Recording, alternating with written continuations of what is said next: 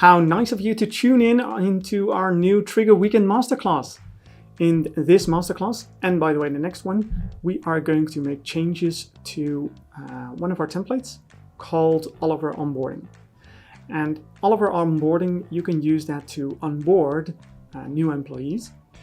So you get a whole task list of what to do, and you can assign them to other people with deadlines so that when you have a lot of onboardings, you don't forget anything and people get reminded and stuff like that.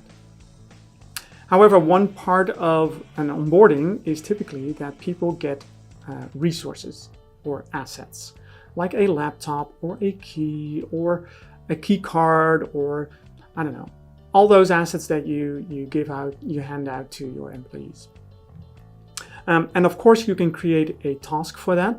But what I've done is I've changed this application in a way where you can get a list of all the assets that need to be handed out to people.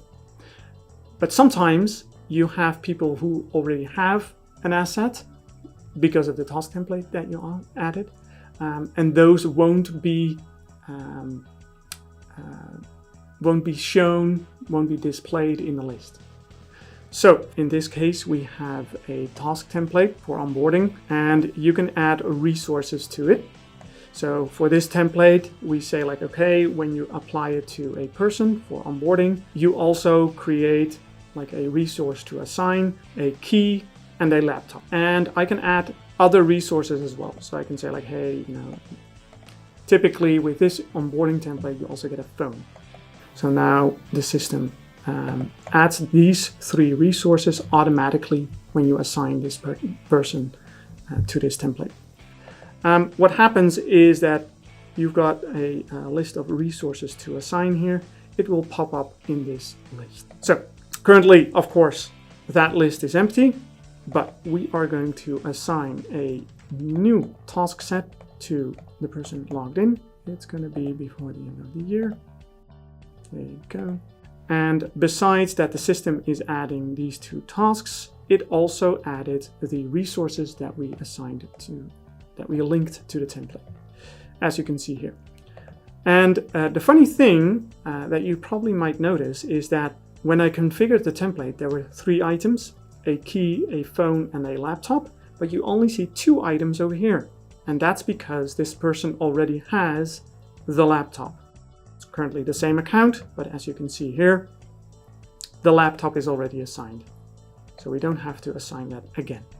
So let me show you in the designer what you need to change. So we've made changes at the data model, but also at flow parts and user flows.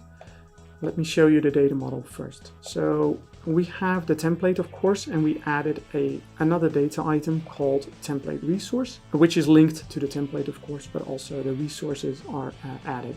That's like the page that I created, the configuration, where I added the separate resources. Besides that, we also have the task set resource. So as soon as you use a template, it's being copied to the task set.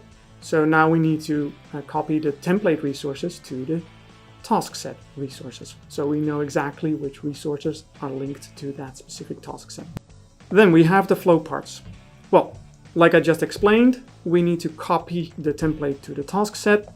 So we made some alterations here as well.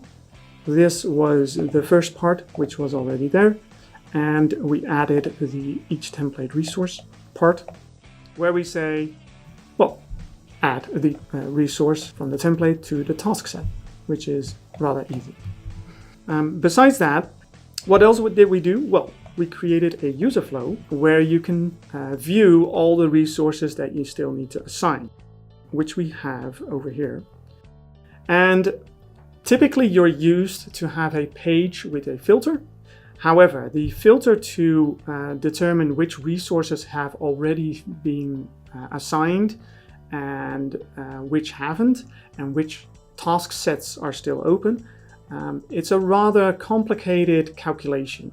So we cannot do that in the filter of the page itself. So what we did is we created a flow part for that, which is called select resources to assign. And we use the information that we create here or the calculations that we create here, we use that in the page resources to assign. So here we refer in the filter to the list of items that we have in the select resources to assign flow part. So this is an easy way to divide those two things when calculations become too complicated. So let me show you why it was such a complicated flow part. So we need to have all the active task sets resources, but we also need to know if the resource was already issued. And well, we keep a log of that, which person receives which resource, but it's a list, of course. So we only need the last entry and see if that person was linked to that entry. Because if it was a previous entry, it doesn't matter. He doesn't have that resource apparently. So we go through all the resources, and when we do that, we check the current user of every issued resource. And then when we go through all the active resources of all the active task sets, we check if that person was linked to that resource. And if that's the case, then we do nothing. If that's not the case, we add it to the calculation task resource to show, because then we want to show it on the page itself. As you can see here, I've got a calculation, and the only thing I do here is I use the current task set resource to show. In the end, in the outputs, I add it to the output so I can show it on the page. That is very important. So one of these items is the one that I used here. So let me see the task resource to show. It's the bottom one. So when I click this, you can see that I can use the output, well, use the information that I created within the repeat action that you can see here. Important thing, you might wonder why I have 5 outputs. What I typically see is that when you use a lot of lookups and repeat actions, etc., it gets very complicated to keep track of the separate data sets.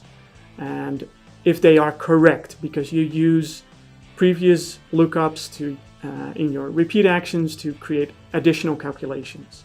By adding these items as an output, what I can do is I can create a test page and I can show the outputs. And the advantage of that is that I can see exactly what I'm using to calculate all the different calculations with. So in this case, I created a page with the 5 outputs.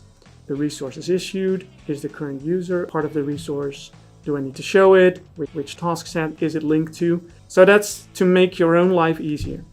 I will show you the test so you know what I'm talking about. So we have the admin page here, and when I click test, you will see the specific items which I used to calculate. So there was one resource issued, that's this one. The current user is this person. Well, we have these 2 resources to show.